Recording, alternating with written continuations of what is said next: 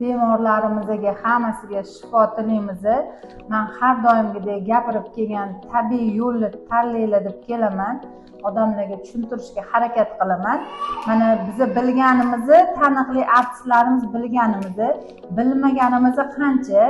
Operatsiya u to'g'ri yechim emas, kasalliklar bo'yicha ham, korreksiya figura bo'yicha ham bu operatsiyalar, dorilar yechim emas. Sizlarga tabiiy yo'lini maslahat beraman. Mana bizning bemorimiz ham sog'lomlashib, ham ozishga kelganlar. Mana natijalarni o'zlari gapirib beradi. Assalomu alaykum hammaga. Men Shahlo shifo markaziga kelib shifo topdim. Men 90 kilodan 25 kilo vес tashadim.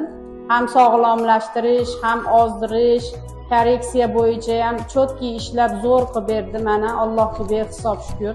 Ham sog'lomlashdim, ham qornlarim ketdi, ozdim.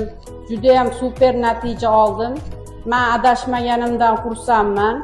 Men boshida operatsiyani tanlamoqchi bo'ldim o'zi aslida. Operatsiya yo'li bilan bittada qutulaman deb turib, lekin mana shu tabiiy yo'llar bilan ozishni tanlaganimdan men xursandman.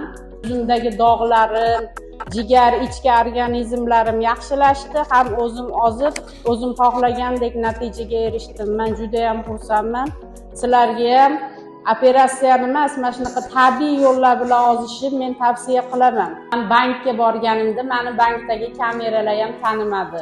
0% ham o'xshamayapti deb ancha o'shatda ham muammo bo'ldi. Mana kim kelmoqchi bo'lsa, kim shifo topib ham ozmoqchi bo'lsa, mana shu Shahlo shifo markazini men tavsiya qilaman.